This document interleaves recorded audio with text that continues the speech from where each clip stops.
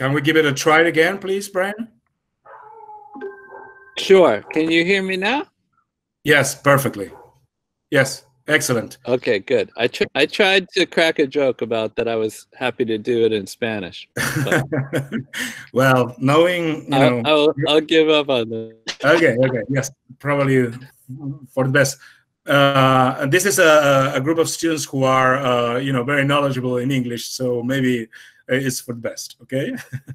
The idea is that, you know, students are going to read these questions, and, you know, you can take your time to answer as much as you want, and I will be moderating with Maria Fernanda, who is the head of the English department. Okay? Yeah. Okay, good. Okay, so first question, if you guys want to get started. Emilia? Yeah. Emmy, that will be you. Yes, great. Okay. What are the historical factors that led to the protests across the U.S. following the death of George Floyd? Okay, so when it comes to the historical factors, like everything else in the U.S., it goes back to slavery. But especially after the Civil War in the U.S., which was, you know, in 1865 it ended, especially in the South, the local police were made up of the same people whose main job it had been to try to control the slaves, and they were brutal with them, and they could arrest people for almost any reason, just for looking suspicious. And for 100 years after the war, we really had legal segregation, and so everywhere Black people lived, the white police they just inherited this culture that their job was to intimidate and control the population. And even when legal segregation ended in the US, we still have what we call residential segregation, where white people and non-white people tend to live in different neighborhoods, and the neighborhoods where Black people live especially, they tend to have a very tense relationship with the police. And the police have a lot of power, and they can get away with using it almost any way they want. And that has created a lot of tension that has just never, is always been present in the US. I think the other big factor when it comes to the relationship between the police and the citizens in the US is that we have so many guns in our culture that it creates this aura of danger to almost every encounter. So the police can't answer any call without wondering, does this person have a gun? And it seems to make the police really eager to control the situation. They're often quick to pull their own guns and start shooting. I would say those are the two big factors. Good. How did that go, Ariel? Could you hear it? It went perfectly well, very clear. I think that you know, we are set for a good rest of a very good conversation. So excellent. Thanks, Brian. Oh, good. So glad. Yes. Are you comfortable with you talking and nobody looking at you at all? Almost. Yeah, very good. I prefer it. Okay. Okay, let's continue. Mafi, if you want to help the next question. Yeah. Zoe, question 2. Why now? Why is it that this movement exploded in this context? So I think there's a few things that caused it to happen now. One is, in general, in the US these days, I think having Donald Trump as president has created a lot of built up tension and frustration. And I don't know if you guys would have heard as much about this down there, but in the last few years, there's been a new women's movement in the US that we often call the Me Too movement. And I think that was a version of it. Women were just so frustrated to be living in a culture where the president has been pretty open about the fact that he's assaulted women, and the level of frustration created a social movement. And I think something similar is happening now. Just kind of 3 years with a president who seems to get a lot of his support from white voters who have a lot of racial resentment against minorities is created frustration. I think another factor is that the coronavirus and COVID-19 in the US have been really devastating Black communities and poor communities much more than other communities in the US. So, you know, if you are Black in America, you know, you are as much as 5 times more likely to contract the virus, to die from the virus. And I think it's really made people think about how important these racial differences are in every aspect of our lives, that even the virus seems to pay attention to it. And then there's a lot of unemployment right now in the US, so people are frustrated and they have some time on their hands. I think that matters too.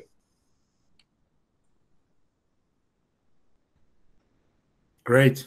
That reminds me a little bit, you know, what you were just mentioning of the disaster with the Katrina hurricane in New Orleans a few years ago. That you know, this was a hurricane that destroyed the city of New Orleans and affected the Black community there, and the response from the government at the time was George W. Bush was slow and not very committed, and you know, that put in the open the racial, you know, the disregard that the U.S. government had of the Black community and how fragile the situation of Black people in the South was, right? Absolutely. Yeah, absolutely. And, you know, one difference between now and Katrina is that, you know, people have cell phones, and so they're able to document what's going on.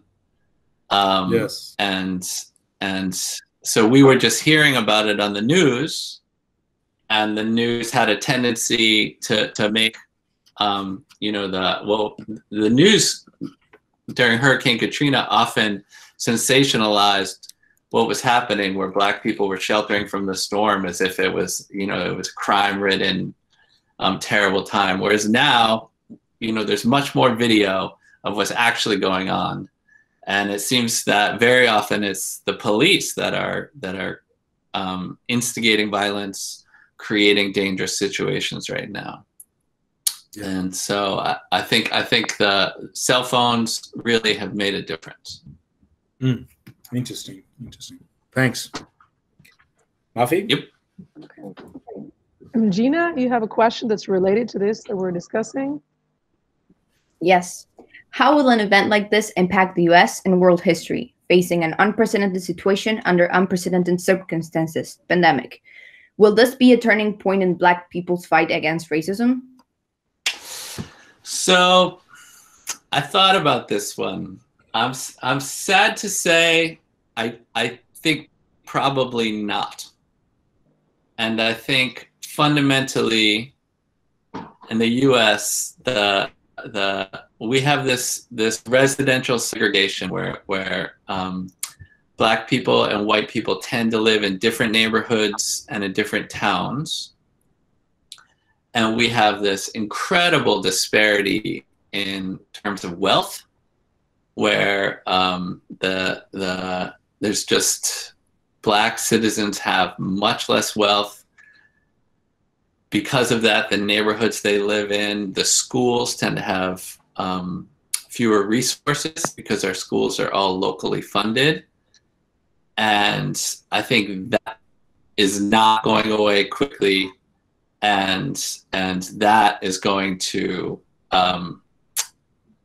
really just continue the racial disparity in our country. But I do think that this is a moment where the way the police treat Black citizens has a chance to change in a pretty dramatic way. And that is, in and of itself, just very important, I think. And to live in constant fear that the police will take an interest in what you're up to and possibly harass you, and if you talk back, possibly hold you to the ground and possibly shoot you, I think it's an incredible source of stress in Black America. And if we can make progress on that one thing, I think it will really matter. But in terms of true progress about racism, I think it's going to depend on the election. We have an election coming up in November, and that election is going to have a huge impact on the direction that we take. Okay, thanks. Okay, Brian, our students were also very interested in the impact this was having on the rest of the world. They heard that there were protests in other countries, so they were interested in what you thought about these worldwide implications. I have to say, it's been surprising and it's kind of incredible. You know, here the coverage, a lot of it has been about England in particular, probably because everyone's speaking English and that's the only language that we speak. So that's the only, we can't pay attention to interviews with anyone else. But yeah, it's really interesting. You know, when Trump was elected, the very next day there was we had a women-led protest here, and there were sister protests in every country, every continent, including Antarctica, had a protest the next day, and that was quite incredible. And so to see that this moment in the United States is also, you know, causing people to have a conversation about race and the police in other countries is quite incredible. I honestly believe that the problem between the police and Black citizens in the U.S. is pretty unique. You know, the police kill about 1,000 people a year here in the U.S. And in England, for example, you know, the police, I think, don't kill anybody.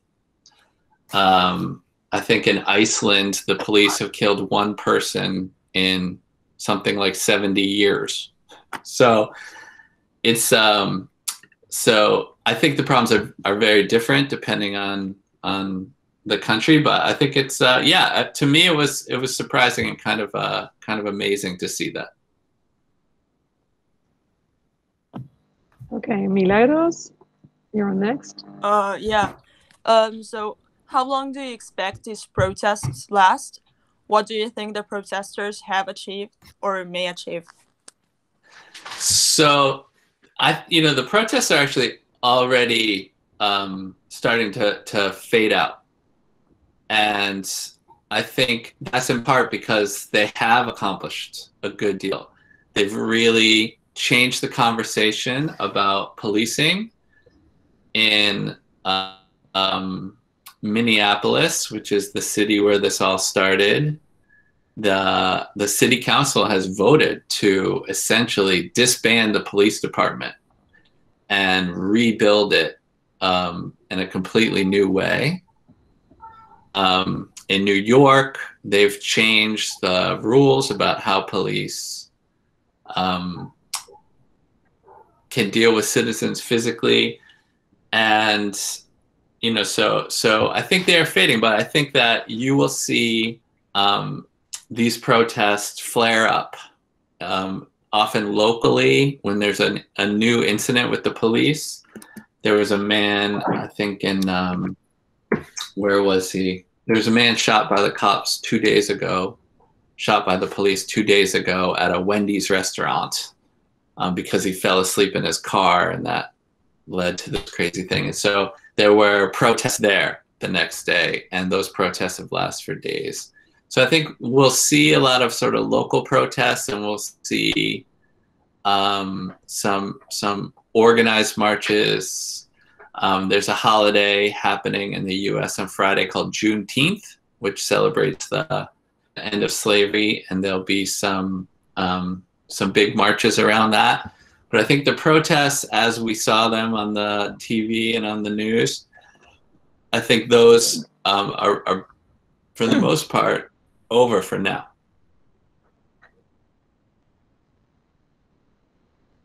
Okay, Matias? Mati, are you there? Okay. Yeah. Okay, question number 4. No, number 5. What is your opinion on the power that the police holds they have responded to different kinds of protests, like peaceful protests and riots and lootings? Are they just following orders, or is it a violence-based system? So I think a little of both, but I do think that, you know, this idea of a violence-based system is true in the US. It's a real thing where there's a culture among police departments that their job is to there's this phrase they use. They say they're gonna own the streets. They're gonna be the boss of the streets.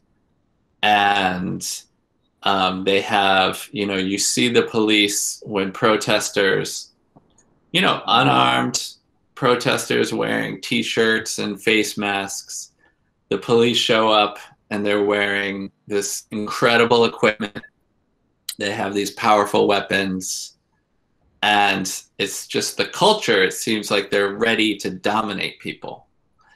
And then, of course, they're given orders to do it by their bosses. And, you know, I've read interviews with police officers, especially Black police officers, who are very uncomfortable with what they've been ordered to do. But I still think there is there's a culture around the police that is based on dominating the people that you encounter. And there's a culture in the police in the US in that they don't fear any punishment for their behavior. Many of them have what we call legal impunity. They cannot actually be sued for what they do. The police in the US are famous for covering for each other. So if someone gets shot and police encounter, the police who are there will often tell a lie about exactly what happened so that no one gets punished. That is very common. And that's one reason these cell phone videos have been so important, because the police lie. And so the incident that set off all these protests, George Floyd, who had his hands cuffed behind his back and was lying helpless on the street, the police initially filed a report that just lied about what happened, and all 4 of the police officers who were there lied about what happened. And only because someone shot a video do we know what really happened. And that has been happening in the US for a long, long time.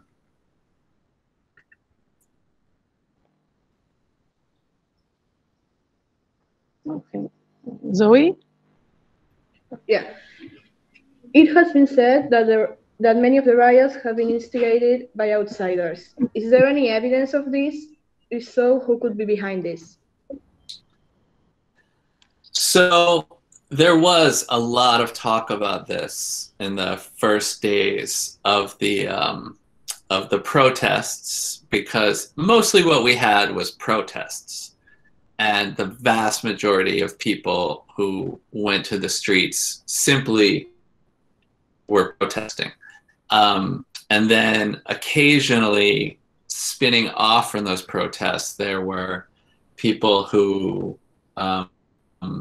rioted. And originally in Minneapolis, the incident that really got people's attention is they burned down the police station. And in that case, I don't think it was outsiders. I think it was a group of very angry young people who were standing in front of the police station. They were furious, and when the police left, they burned it down. That said, there is evidence that some outside groups, and by outside groups I mostly mean kind of like these loosely organized right-wing groups that mostly exist on the internet, encouraged each other to go out with hammers and just break as many windows they could. And there's actually video, you can see video of these guys who don't look like they're part of the protest, and they're just walking down the street, and they have a hammer in their hands, and they just break window after window after window. And there's some evidence that these people, they wanted to make the protesters look bad. And they thought breaking windows might encourage people to then run into the stores and steal things. And so I think a little of that did happen in the early days. But most of the evidence that I have seen are that the violence that occurred in the last 2 weeks was usually instigated by police officers. And the way that usually went was the mayor of a city would institute what we call a curfew, which is basically just a time that you have to go home, sometimes 8 p.m., sometimes 11 p.m. And so protesters would just still be out in the streets. They'd still be chanting and speaking. And when the curfew came, the police would get more aggressive. They'd start trying to push people home.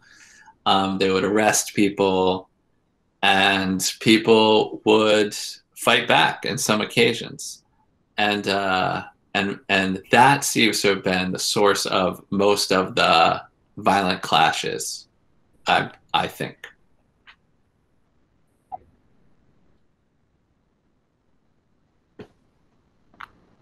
We have Gabriel posted a question. He mentions that the son of Argentine migrants was killed by the police. He allegedly had a weapon and apparently was a hammer. Have you heard anything about this? So, have I heard anything about this? I did hear about this, yes, that the police, I believe, shot him. They said they believed he had a weapon, and it turns out that what he had was a hammer. But so I read about it, but no, I don't know much about it. But, you know, depending on how honest the police are being, it does speak to this weird thing in the United States where there are so many guns in circulation, just millions and millions and millions of guns, that any person, we just always think anybody could have a gun at any time. And so if you see something in someone's pocket and you're having a confrontation with them, the fear and the stress just kick in. And, you know, the police very often, you know, just shoot first. And they've been getting away with that for a long, long time. And when these police officers defend themselves in court, they talk about how afraid they were. And you know, in many cases, they might have been afraid, but it's you know, the police have had a tendency to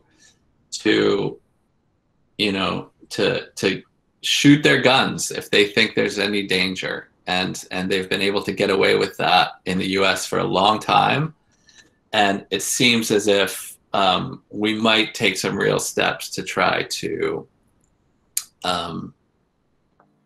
get away from that practice. And you know, yeah, that's all I'll say about that.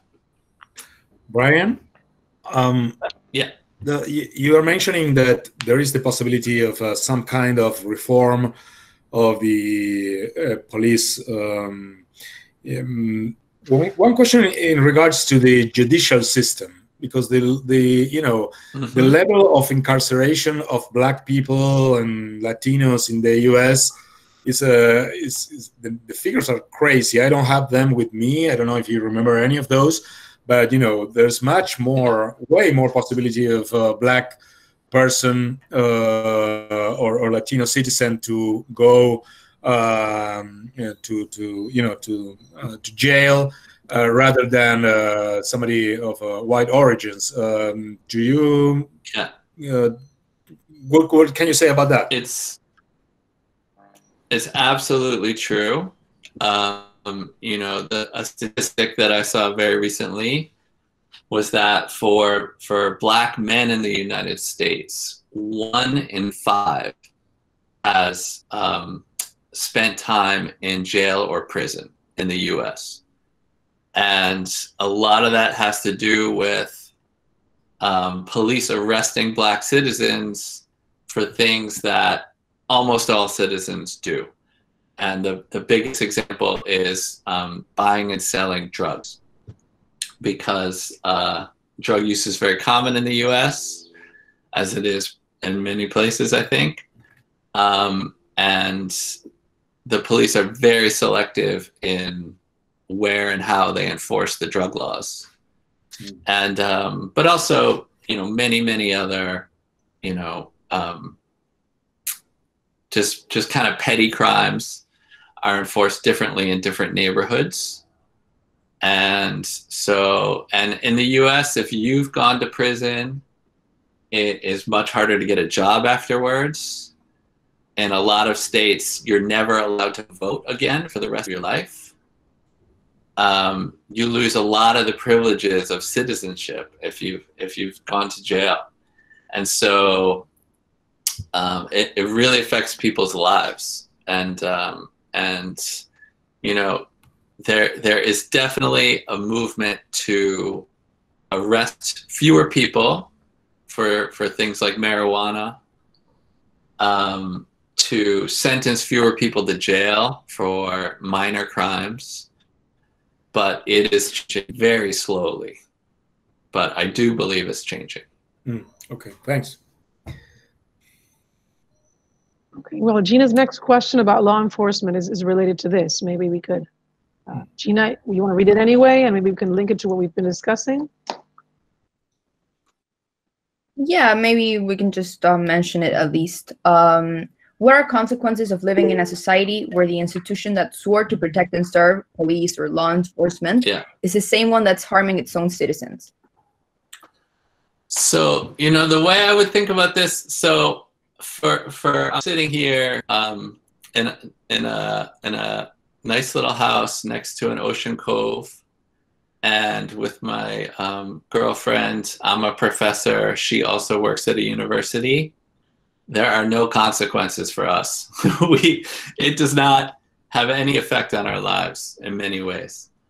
And for people who are living in neighborhoods where the police are constantly patrolling, where the police are constantly asking people questions, where getting stopped by the police and frisked. In many cities, the police will just stop people and pat them down to see if they have anything in their pockets. It's a source of incredible stress. I think it's incredible stress. And among other things, that stress appears to have real effects on people's health.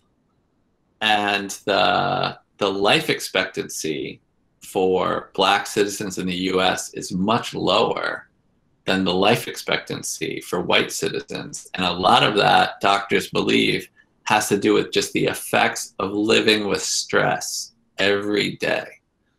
And you know, I think everyone gets nervous if the police pull them over, but for Black citizens, I think it feels like a life and death encounter.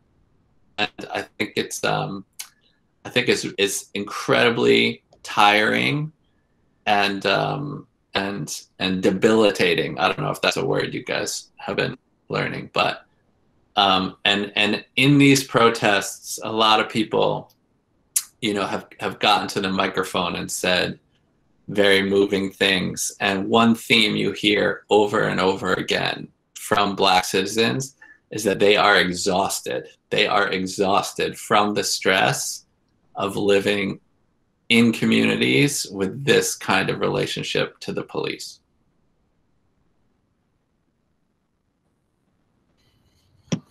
Okay, well, questions 8 and 9 are linked in a way because they're related to reforming the police. So maybe Milagros and Emilia could read questions 8 and 9, and we could try to connect both in the answer. What do you think about the police abolition movement? Is the system truly broken in such a way that it encourages police brutality and should be replaced?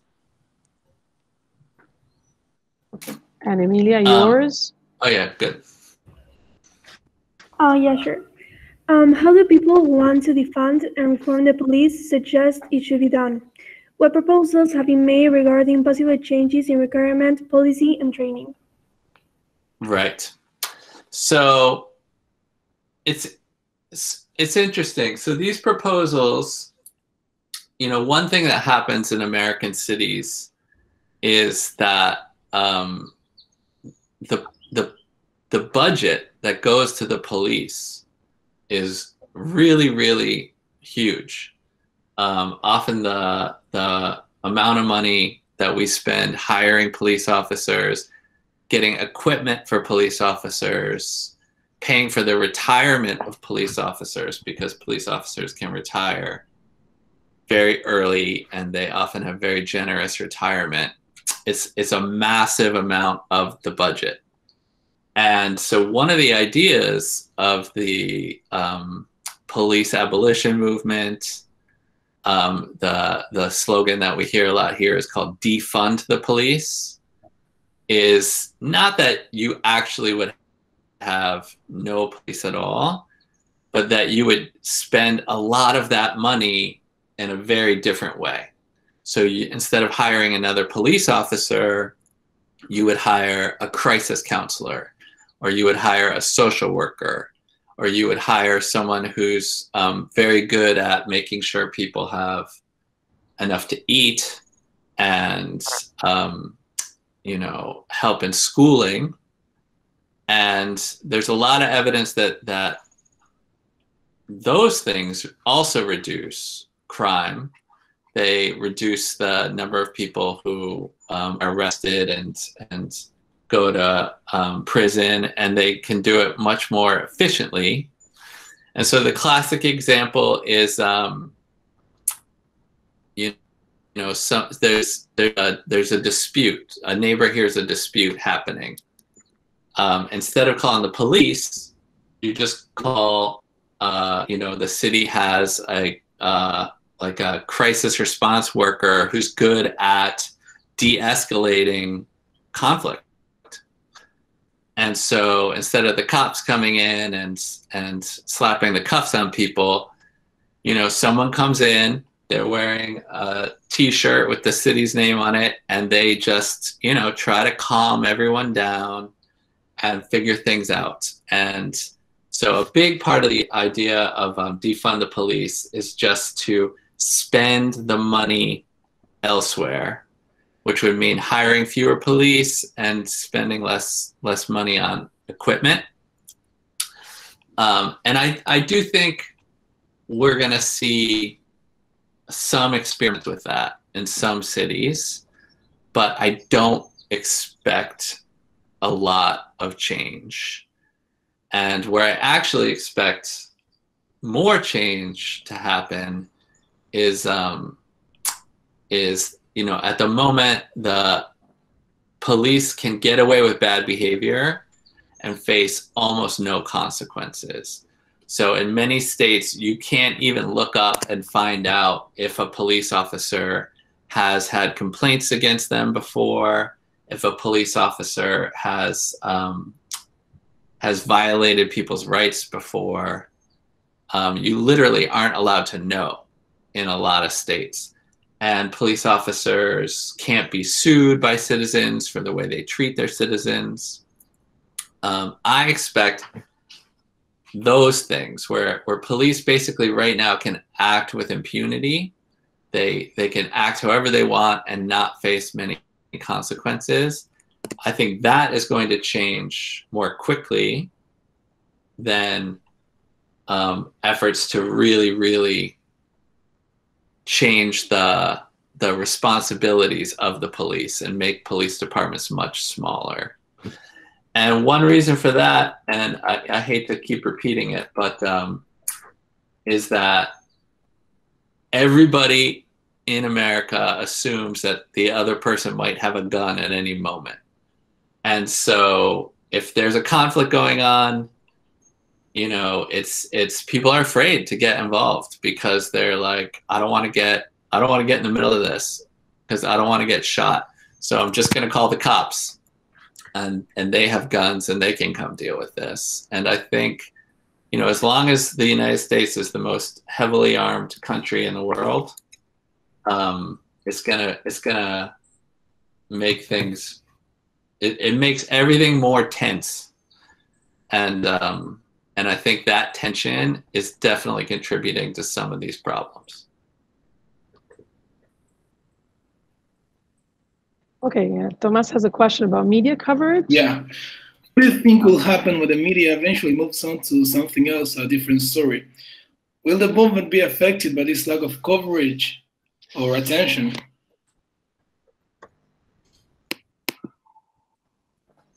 It's interesting. I have noticed a shift in how the media covers these things. And they seem much more willing to sort of like look at the evidence that people are getting with their own cell phones and posting online on Facebook or on Instagram or in other places, and take that evidence as seriously as they take the official statements from the mayor of a city or from the police officers. And in several newspapers, the people who are doing a lot of the coverage are young reporters who are from these cities, very often Black reporters, and they have gotten very angry at their bosses when they didn't like how their bosses were covering these events. And we've seen some change in the newsrooms. We have seen editors in some of the most prominent newspapers quit. We have seen reporters boycott their own newspapers because they don't agree with the way the newspapers cover these things. So I do think there's a shift going on, but it will be slow. And certainly here in the US, the media will move on to the next story very quickly. It seems clear to me that we're at the beginning of a resurgence of the coronavirus and COVID-19. And that will get a lot of attention. But I think between now and November, what's going to happen with some of this energy is it's going to shift towards the election, and in particular the fact that it is much harder to vote in the United States if you live in a Black neighborhood than in another neighborhood. And so in the most recent few elections, they closed many of the polling places in Black neighborhoods. And the result is that Black people were having to wait in line for 5 hours, 6 hours, 7 hours just to vote. And often having to do it wearing their masks because of the virus. And there's a lot of evidence that Trump and the Republican Party are going to do everything they can to make it difficult for Black people to vote. Black people are the most consistent supporters of the Democratic Party, and especially Joe Biden, who's the guy who is running against Trump. Joe Biden, I think, will probably choose a vice president who is a Black woman. I'm not sure of it, but I think it's quite likely. And so I expect the media will be paying close attention to the way the dynamics around race and the police also affect voting and the challenges to voting in poor neighborhoods. I think I expect to see a lot of media attention to that in the next 5 months. Okay, Zoe? I hope so. I hope the media gives enough attention to these matters, because it's really serious what is happening, right? And the consequences can be devastating. So yes, it's quite as someone who, as a political scientist who cares about voting, that's written about voting, it's shocking and shameless what the Republican Party has done to make voting more difficult. And so to relate it to this idea, this fear of violence. So one thing that has happened is the Trump administration, the Trump campaign, actually, not the Trump administration, is recruiting groups of white people to carry their guns and stand at voting places and challenge people's rights to vote.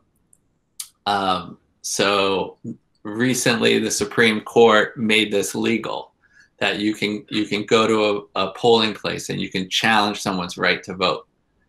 And so they are recruiting these people to go and essentially kind of intimidate especially Black voters, and try to keep them from casting their vote. And that is a throwback to things that happened in the US 60, 70 years ago.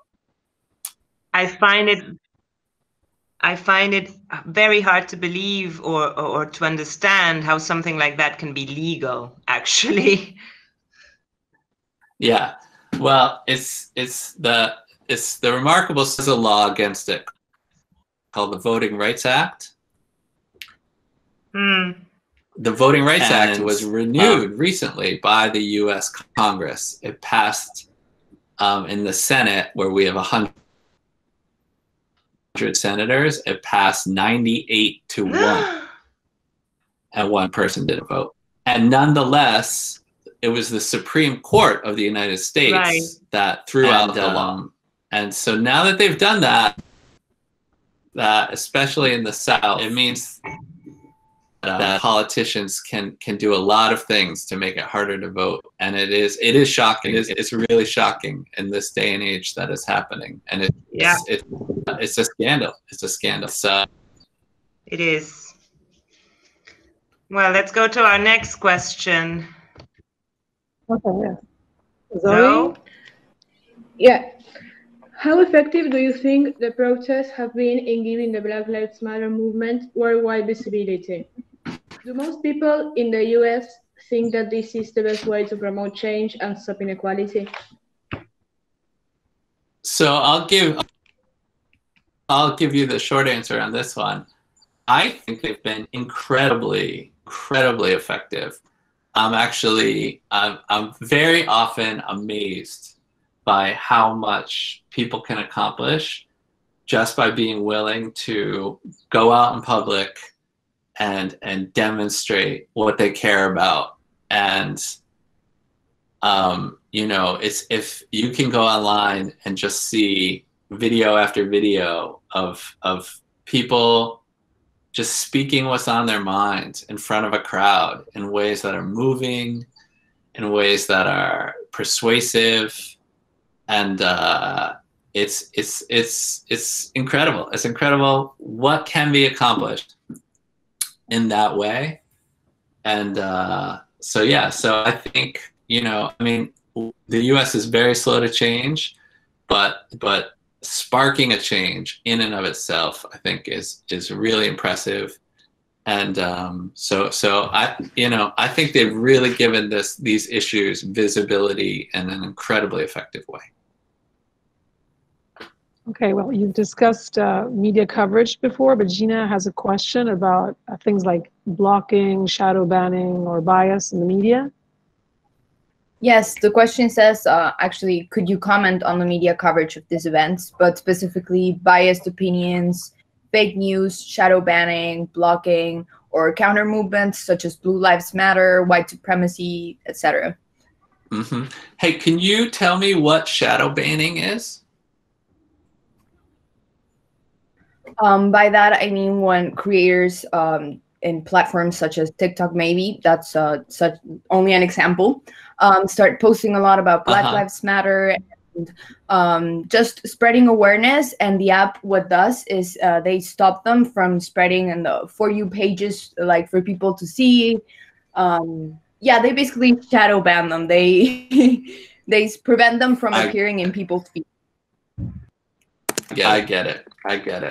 Okay, so I see everything that you're talking about. I see it 100% going on.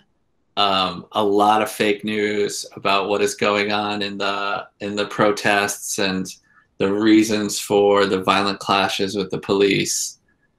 A lot of this Blue Lives Matter type language. The one that I actually hear most is All Lives Matter, which is, you know, it's a slogan that people use to say, like, hey, why are you highlighting Black lives, right?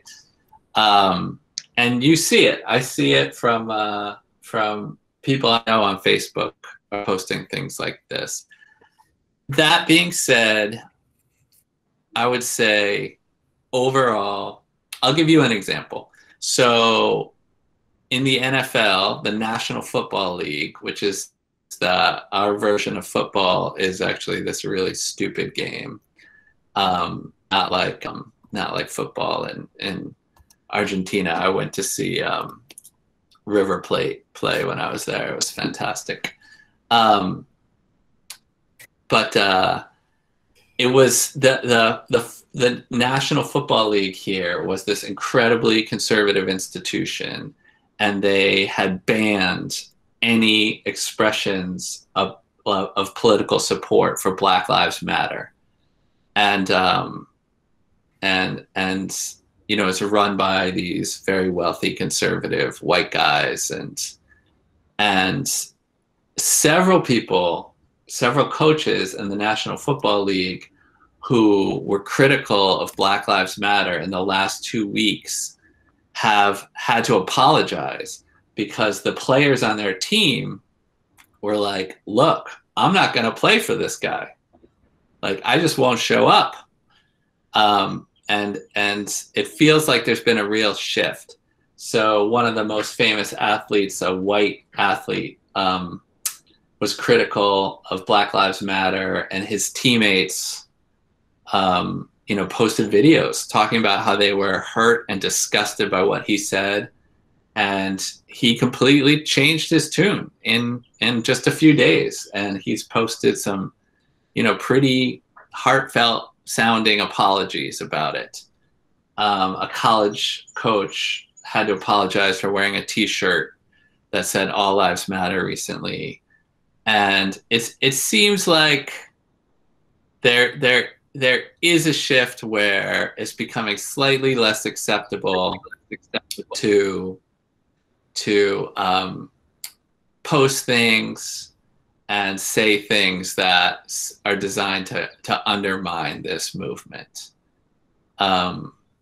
Yeah, the president of my university, he used to be kind of very interested in these like kind of provocative arguments, some of which were critical of movements like Black Lives Matter. And, you know, he gave a couple talks about how we have to be open to hearing from these perspectives. And he is not saying anything like that now. Like, he is completely on board, and he is listing the initiatives that we are going to take at this university to make sure that Blacks and other minorities feel welcome and safe. And it feels like there is a shift. That being said, these counter movements, you know, they are not going away. They're out there. They're very clever. And, you know, it's going to be an ongoing struggle. There's no doubt.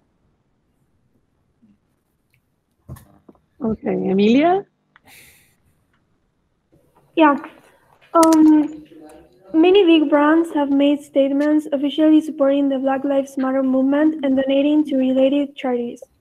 Will this have an impact on American society? So I was thinking about this. I mean, so I agree. I've totally noticed this. Every brand is sending out their statement of support, and I certainly think that's a change, that corporate America kind of feels the need to be on the right side of this issue. What I think has been even more interesting is that at several companies, they've made these statements supporting Black Lives Matter, and then the Black employees of those companies have exposed some of the things that have been happening at those companies that they consider racist. And this has resulted in some real change. So the heads of several major companies have had to quit because they've been called out on some of their behaviors.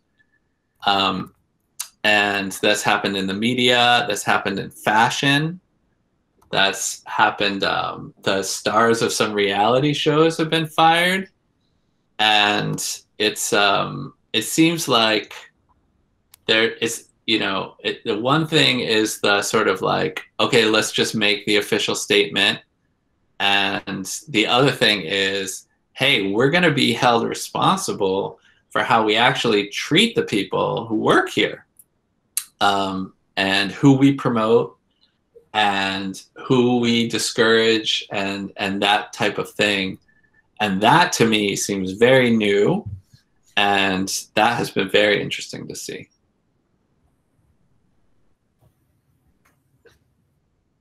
Okay, Milagros, would you like to read the next one?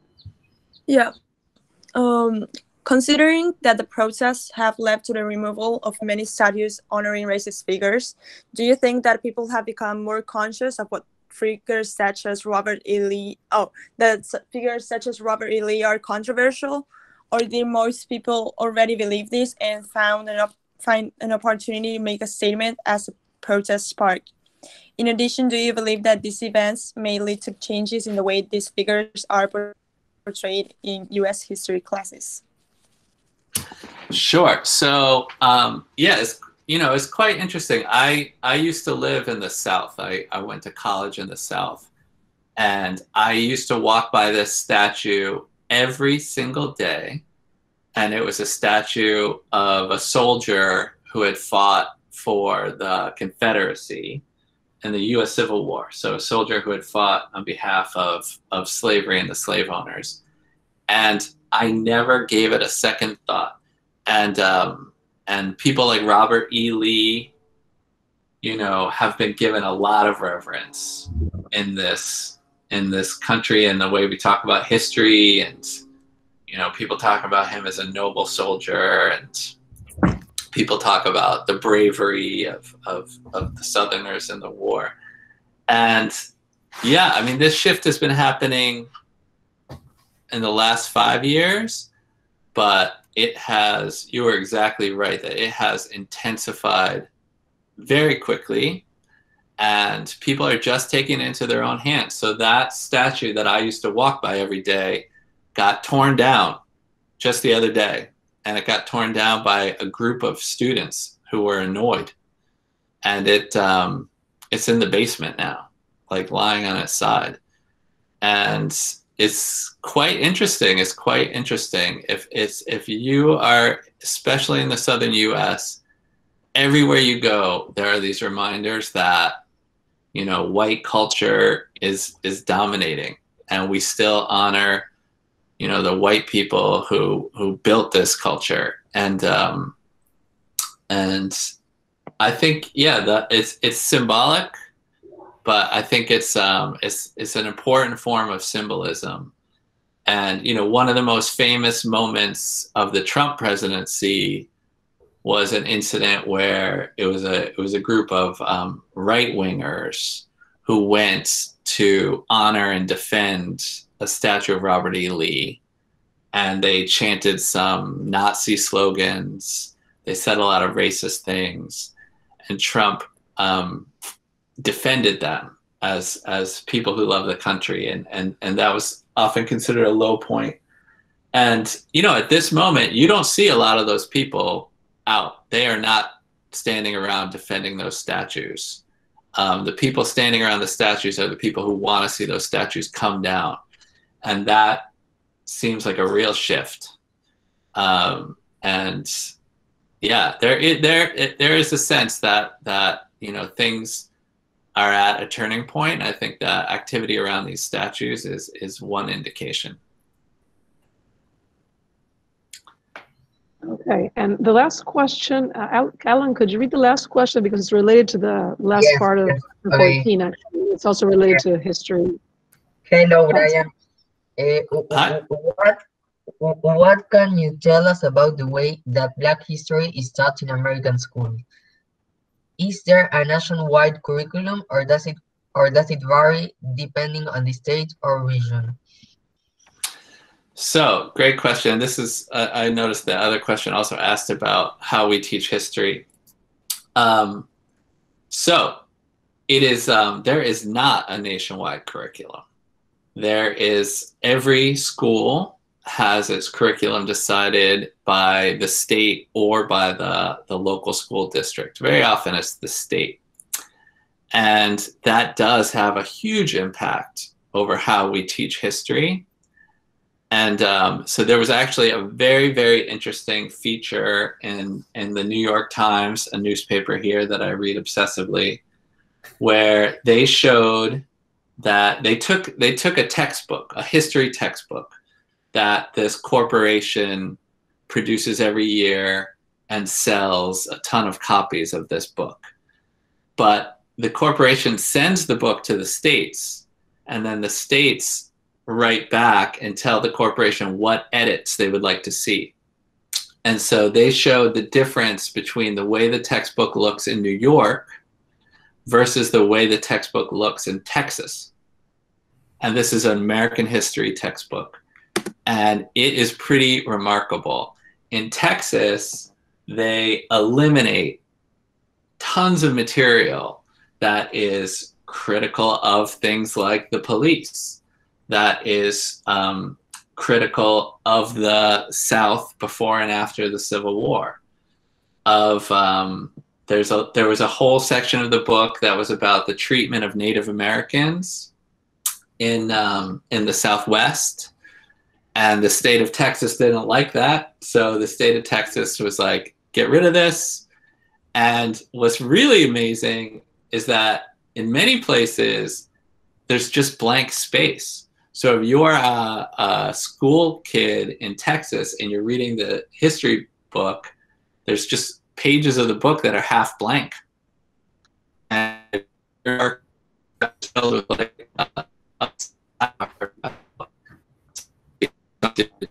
American tribe in Oklahoma, and it's really, really remarkable. And it's that is the control of school by state and local officials in the U.S. written into our Constitution. Brian? And it will not change. Yeah, Ariel. No, sorry to interrupt you, but it got choppy for the last 2 minutes, I would say. Oh, shoot. Or minute or so. Yeah. Run. Let's try again. Just the last thing you were saying after that the books that are printed in states like Texas appear with a lot of blank pages, which is very, very telling. Yes. Yeah. So it's a very different experience to have black where you live, and I don't expect that to change much. Okay. Mafi? Okay. So Ariel, that was the last question that the students had prepared. I don't know if do we have time for them to ask some other questions, maybe some things that might have come up during the conversation, other questions they may have. Well, I wouldn't want to take more of Brian's time, which has been super generous, clear. But if there are a couple of questions more from students, maybe Brian, do you mind if we add a couple of questions more?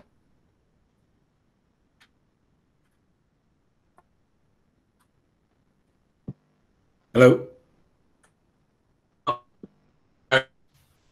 Oops. Is it me or we are? We are losing you now. Mafi? We're losing Brian. Yes. I can't. Yes, we can't hear Brian. It's Brian's connection. Okay. See if he's back. Can you hear me at all? Not very well. So maybe, okay. Well, maybe we should.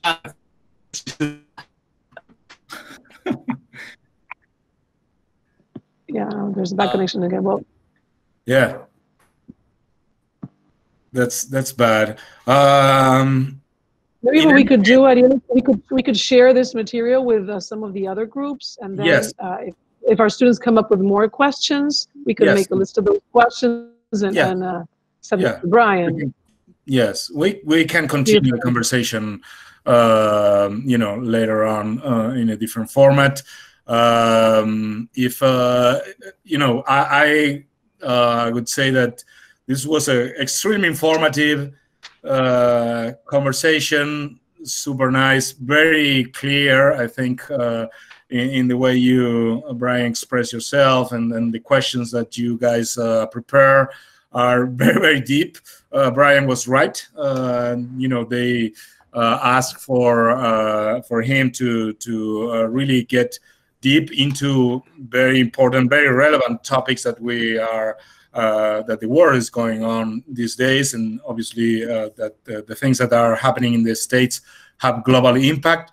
So I would like to have, if we can open our mics, a round of applause for Brian, because he's been super nice with us, and we really, really appreciate him participating in this activity. So if you don't mind, guys, so we can open the microphones and give him a round of applause.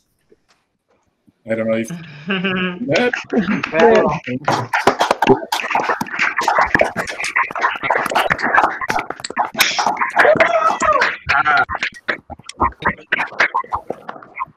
there you are. This is the South American style, Brian.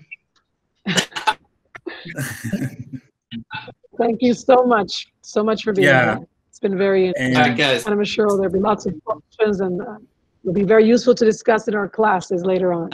Yeah.